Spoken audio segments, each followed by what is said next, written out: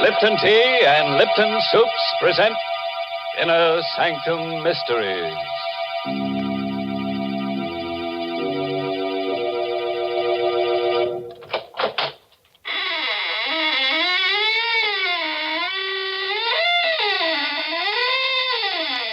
Good evening, friends.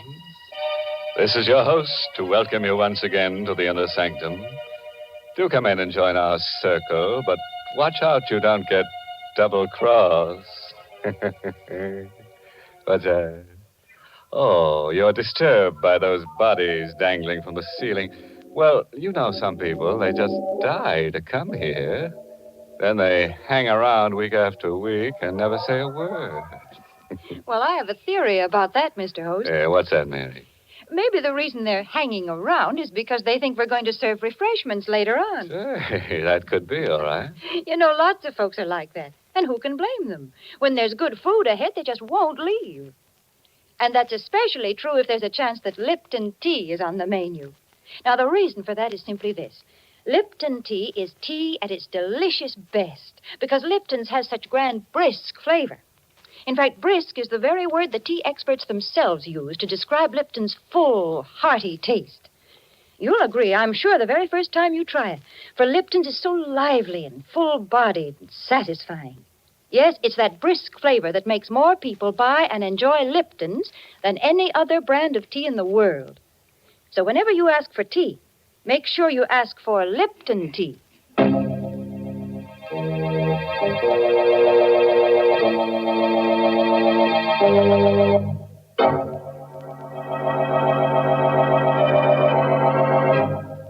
And now, friends, draw close your chairs.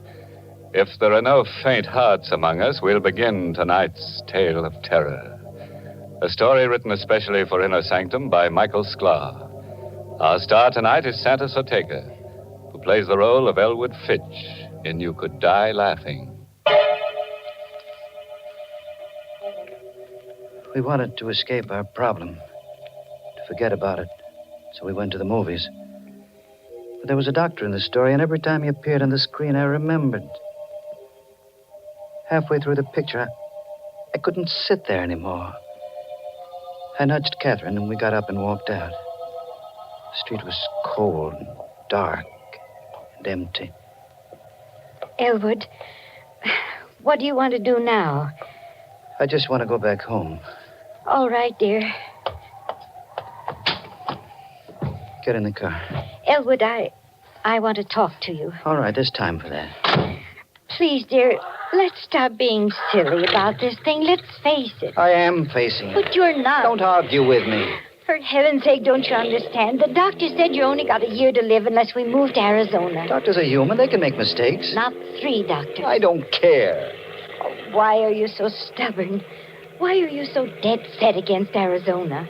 You ought to know why, Catherine. Me? Yes, you. Because of me? Yes. I haven't given you much, Catherine, not even children. But I've been able to make a living. We've been able to get along. What would I do in Arizona without a job and without money? Elwood, slow down. I can still drive a car, Catherine. You're speeding. Let me alone. Passing through a red light. Elwood, that man crossing the street. Look out, you...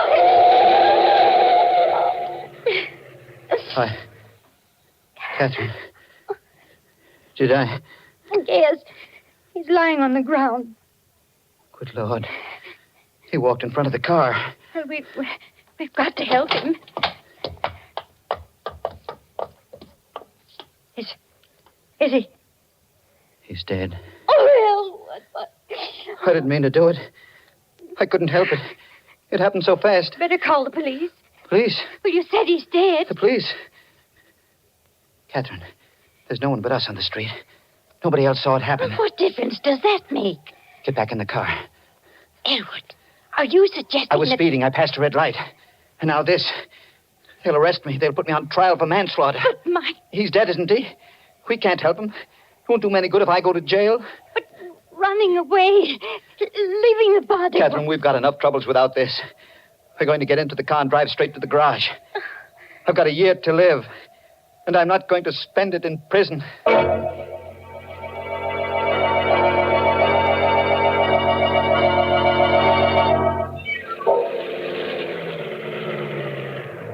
Good evening, Mr. Fitch. Want me to put the car away for you? Yes. Show must have let out early, huh? We didn't stay to the end, Ann. I didn't care for the picture. Ah, them pictures. I always tell my wife. Say, what did you hit? Hit? Yeah, your front bumper. Blood on it. That blood. A dog ran in front of the car. Do me a favor, Dan. Wash it off before you put the car away. Sure thing, Mr. Fitch.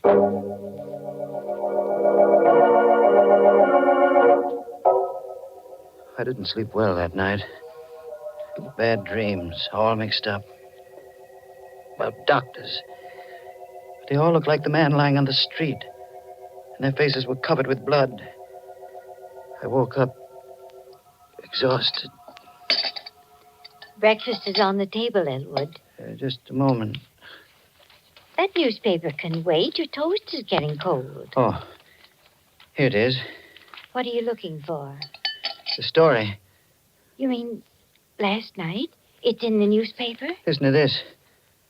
Stenger, victim of hit-and-run driver.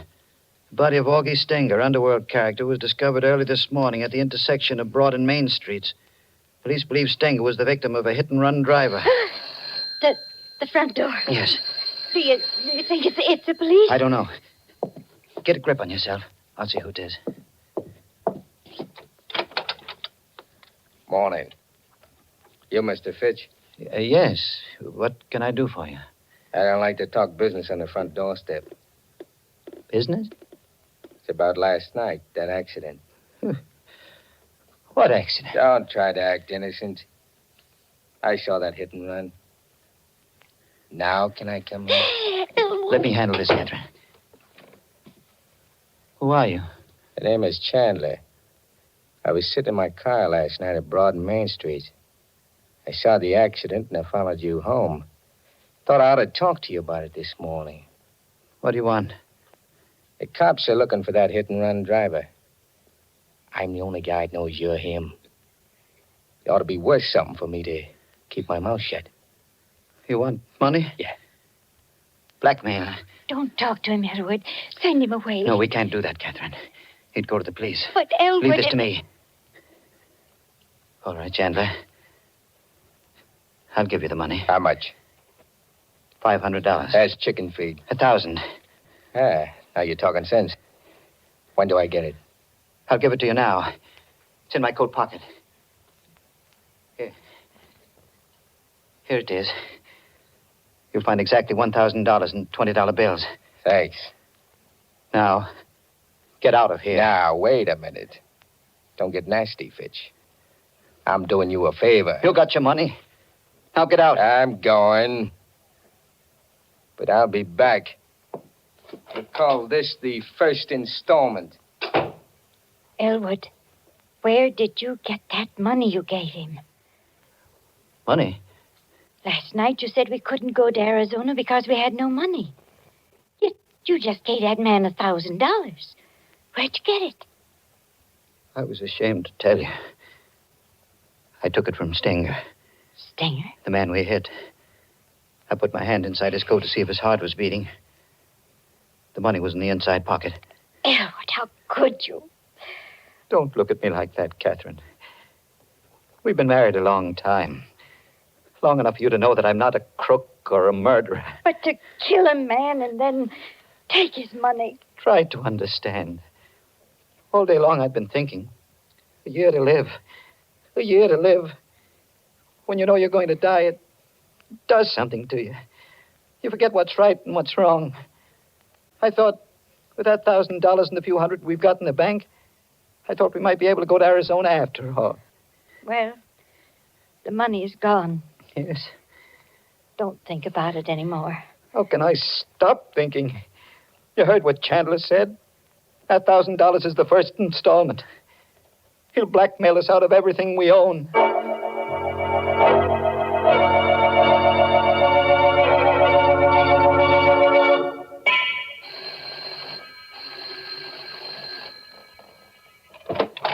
Chandler. Shut the door, quick. Who is it, Catherine? Shut that door, Mrs. Fitch. You were here only yesterday. What do you want now? The cops are after me. You and me on the same boat. What have you done? What do they want you for? Murder. Murder. You shouldn't have come here. I figured this place ought to make a pretty good hideout. No. You can't stay here. Who's going to stop me? I won't allow it, Elwood. I won't have this man in my house. All right, cut the squawk. No. I stood a lot in you, Chandler, but stay away from me. Yeah. Don't you dare touch him. Elwood! Elwood! Don't cry, Catherine. I'm all right. Any more back talk, Fitch? No. Okay. I'm moving in.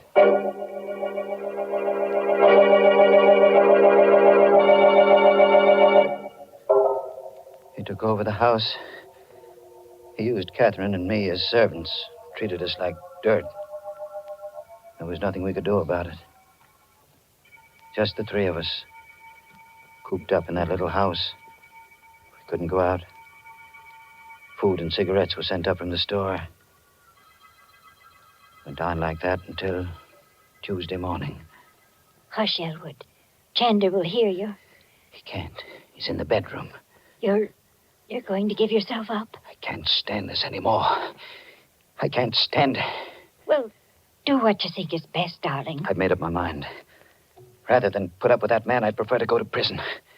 I'll call the police right now. Hello, operator. Get me police headquarters. Got a pal at headquarters, Fitch? Hey, Chandler. Don't point that gun at me. Cancel that call. Oh, all right.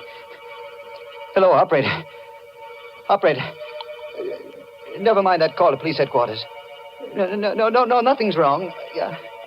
I just made a mistake. Thank you. You made your last mistake, Fitch.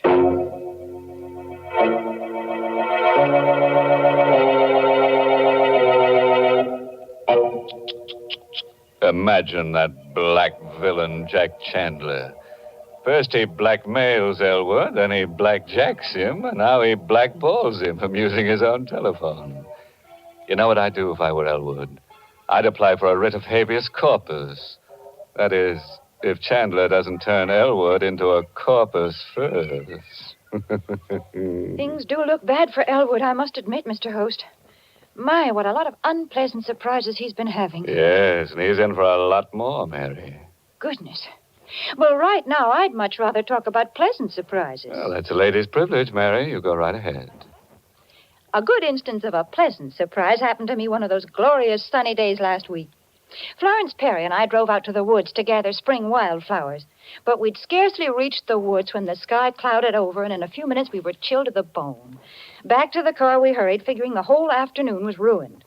And it was then that Florence brought out that pleasant surprise I mentioned. A whole big thermos of heavenly hot Lipton tea. Well, we sat down and had ourselves a regular tea party right there in the woods.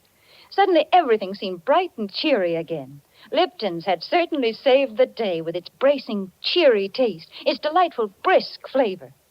The same thing happens so often with so many folks. Any time during the day, Lipton's is a pleasant, refreshing treat. Tea with a glorious, full-bodied tang that adds extra zest to every occasion. The reason? It's worthwhile remembering, friends. Lipton tea has brisk flavor.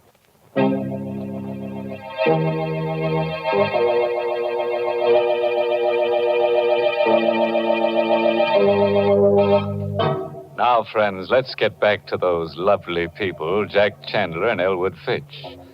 Chandler the murderer and Elwood the hit-and-run driver. It's quite a pair. Together they make a full house.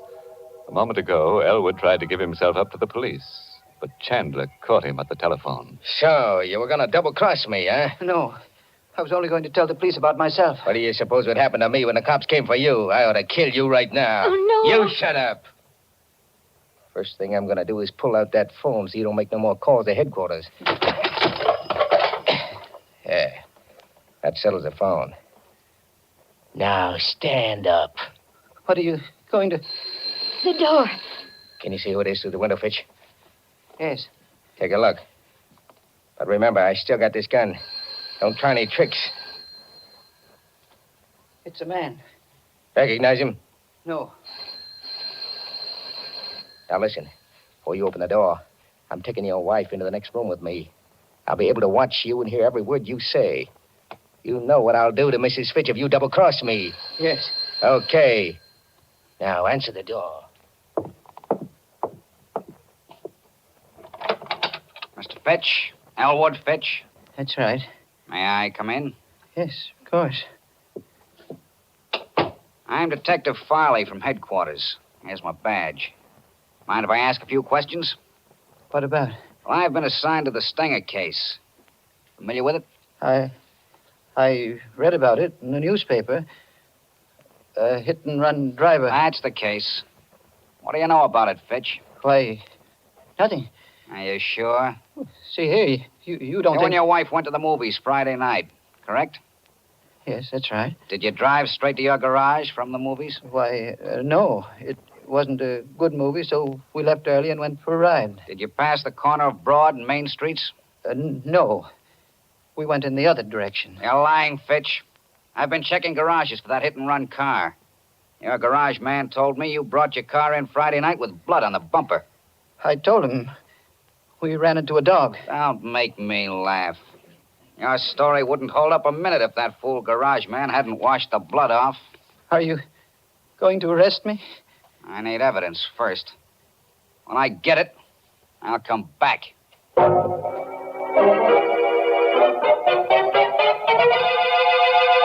Blood on the bumper. That cop is wise to you, Fitch. He said he'd be back. Sure. He'll be snooping around looking for proof. Yeah, this is one heck of a hideout. I'm leaving. You're going away? Glad of that, ain't you? Well, you got nothing to celebrate. What do you mean? I need time, plenty of time to get away from the city. I'm not going to leave you here to squeal to the cops as soon as I'm out of the door. We wouldn't tell the police. Yeah, I'm going to make sure you don't. I got one murder rap on me already. It might as well be 3. 3? Elwood, he means... Listen, Chandler. I swear we won't tell. Why should we? Remember what you said. We're both in the same boat. The police are after me, too. You tried to double-cross me once before. I ain't taking any chances. Please. There's no use begging. It won't do no good. When are you going to do it? Before I go. Sometime after dark.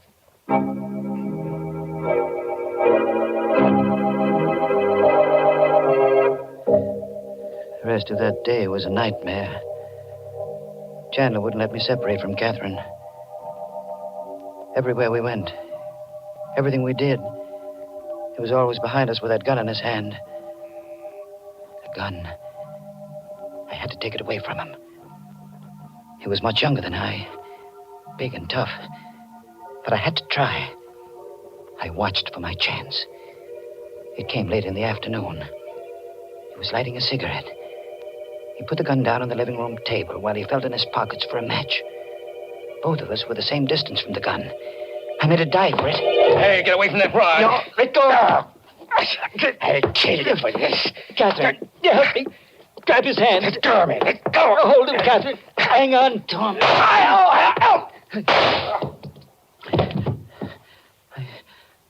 He's dead. I had to shoot him. I had to. Now what will we do? I don't know. What would he do if the positions were reversed? Call the police. No. The money. The money I gave him. The $1,000 I took from Stenger.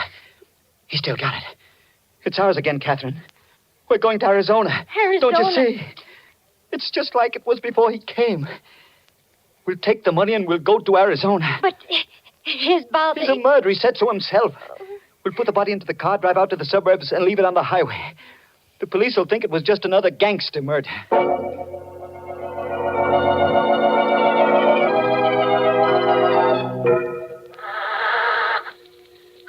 I was just able to squeeze the dead body into the luggage compartment. Hurry, Elwood. Let's get away before one of the neighbors sees us. Oh, my gosh. Now, what's the matter? The gasoline gauge. It's almost empty. Oh. We'll have to stop at the garage.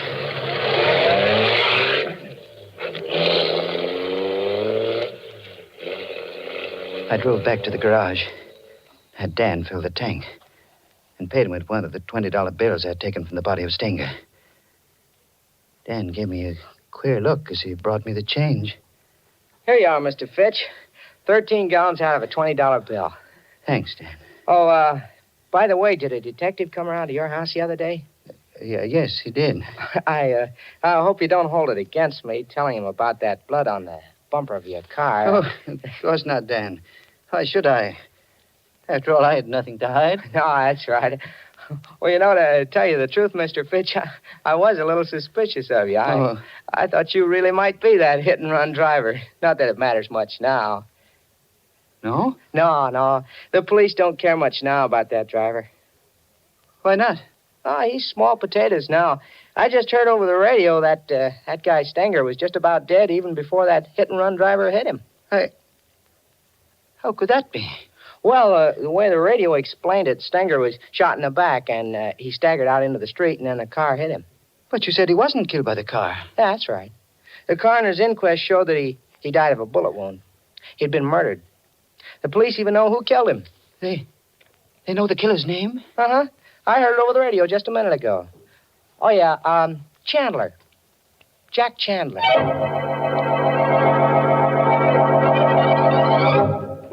I don't remember driving away from the garage. It kept going around in my brain.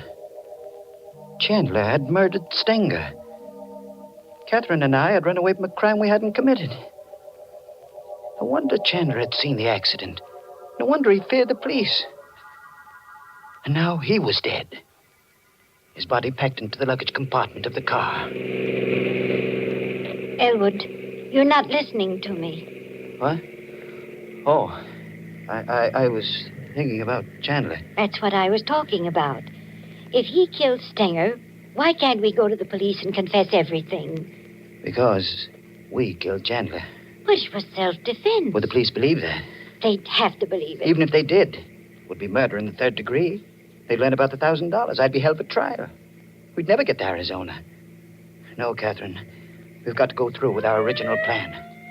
Elwood, that siren. It's a police car behind us. What are you going to do? They may not be after us.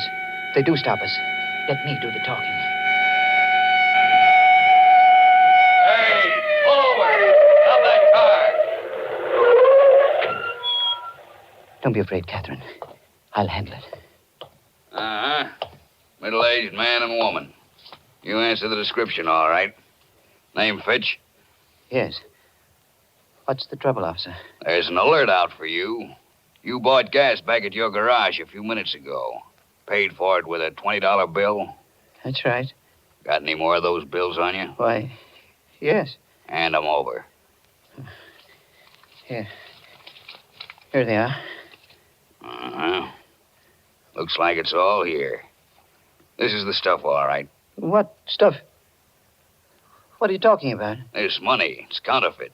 Just like the bill you gave the garage man. Counterfeit? Phony money down to the last dollar. Move over. We're driving to headquarters.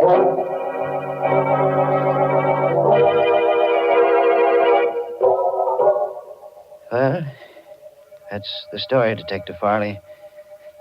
You'll find Chandler's body in the back of my car. Willing to put your signature to this confession, Mr. Fitch? Yes, I'll sign it. Oh, you could have saved yourself a lot of grief. I knew you were the hit-and-run driver when I came around to your house. But I needed the proof, and you gave it to me when you broke one of these phony $20 bills. Did you know then about the money? Sure. Stenger had a long record as a counterfeiter. His girl told us he was carrying $1,000 in bad money the night he was killed. Naturally, when we didn't find the money on his body, we knew it had been taken by the hit-and-run driver. And the blood on the bumper of your car was the giveaway. Well, now that you've caught me, what's going to happen to me? Well, depends on the jury. You might get 20 years. Might get life imprisonment. You might even get acquitted.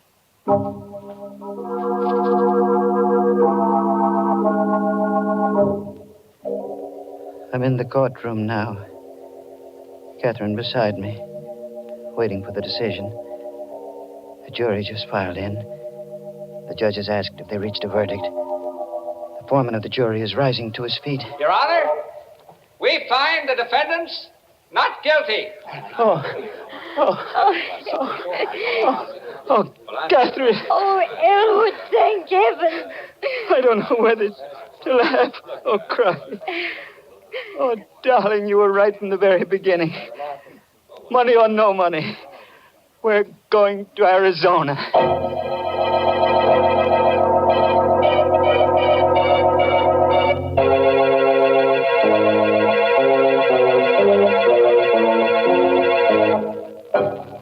Well, fooled you that time, friend. Slipped you a happy ending when you weren't set for it. But that jury decision, I don't know. It sounded a bit fishy. But seriously, friends, do you like happy endings? I don't, but then some people do. You know, someday, just to make sure, I'm going to have some research organization take a gallows poll. Well, Mr. Host, that seems a lot of trouble to go to when there's plenty of proof right in front of your nose that says people love happy endings. And what is that proof, Mary? It's the way thousands and thousands of families every day top off delicious meals with delicious Lipton tea. There's a real happy ending for breakfast, lunch, or dinner, folks. Try it and see. In fact, so that you won't forget it, add Lipton tea to your grocery list right now, this very minute. It's the world's favorite tea, and you're always sure of getting tea at its tastiest when you get Lipton's. Because remember, Lipton tea has that marvelous brisk flavor.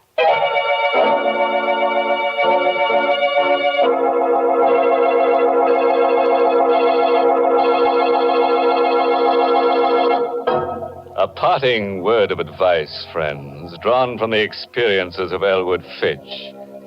If your wife wants you to take a trip, don't argue. No, don't protest. Simply bash her on the head and deliver her to the police. You can always say she tripped. Oh, yes, this month's Inner Sanctum mystery novel is I Hate Blondes by Wolf Kaufman. And next week, the makers of Lipton Tea and Lipton Soups will bring you another Inner Sanctum story directed by Hyman Brown and called Screams in the Night. Of course, there'll be lots of screams. The kind you like, blood-curdling. And there's the usual triangle. A man, his wife, and another girl. But the joker is, he who grasps best gasps last. Don't get it? And for the details, better be listening to Inner Sanctum next week. Until then, good night. Pleasant dreams.